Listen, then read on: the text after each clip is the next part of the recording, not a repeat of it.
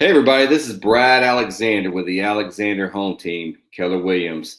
And y'all know me, I like doing videos on hot topics that are affecting us today. And what better hot topic that's affecting us today than how is quote unquote the pandemic affecting the real estate market?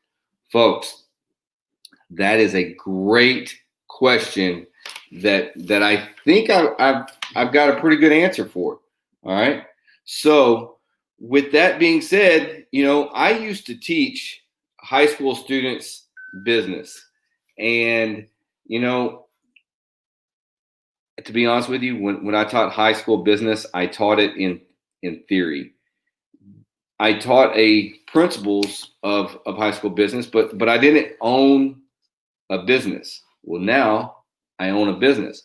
But one topic I used to talk about whenever we talked about in my high school business classes was what business are recession proof. We used to always talk about what business could you own that could make it through a recession. Well, we never thought about what business could you own that you could make it through a pandemic.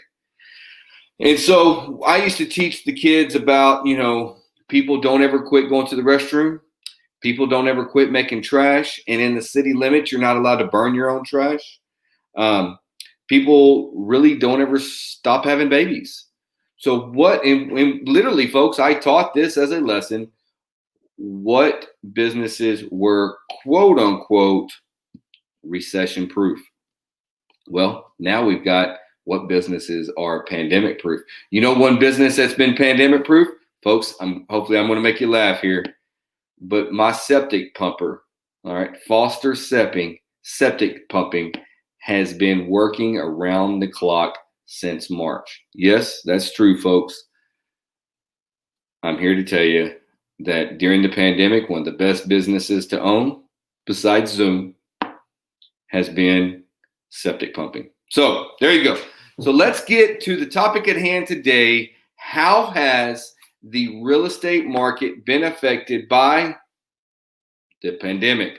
So, folks, it's a simple supply and demand freshman economics class, maybe even high school economics class. I know I taught this same principle to high school students. So this video is a simple high school economics, first week of economics class out the door. Supply. What has happened to supply since March 10th? It's gone down.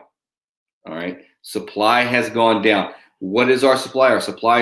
Our supply is houses with signs out in the front yard saying for sale.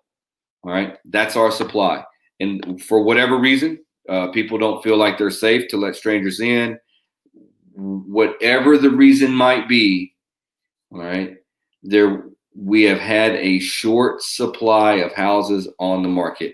The other day, our team put a house on the market in Plum Creek, Kyle, Texas, which is a huge subdivision.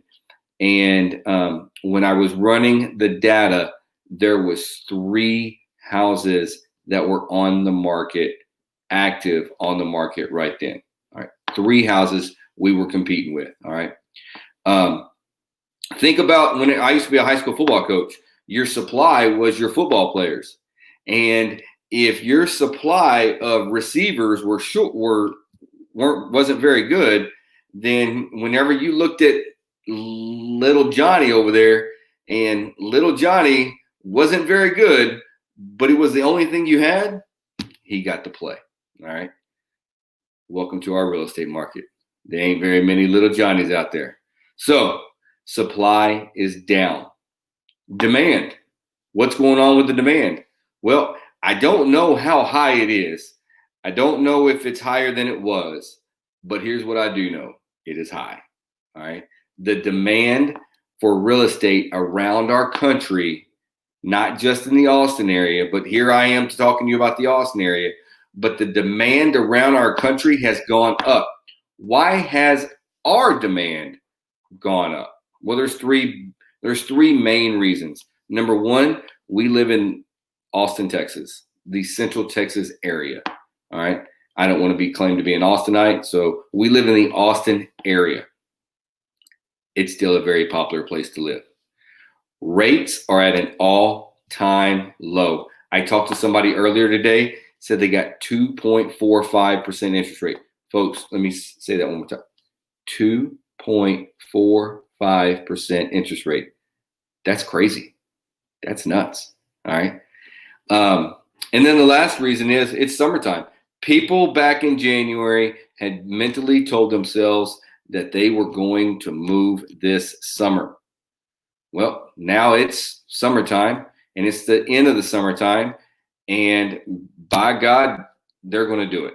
All right. We're putting 2 houses on the market this week. So I think the rush is going to happen a little bit later than June, like it's been in the past, or even May and April. So the demand is up. All right. So supply down, demand up. Open up any economics book you could get your hands on, and that's going to tell you that the price goes up. So if you're thinking about selling, all right, I've been telling people on average, and I don't fact check me on this one because I don't have an exact data. I have my gut, and I would be willing to put my gut instincts against any data any day of the week on this one. I think that the pandemic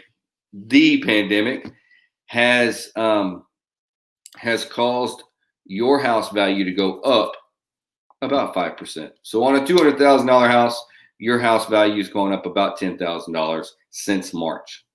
It's not bad, folks. Somebody asked me today, Brad, do you think they're going to drop back down?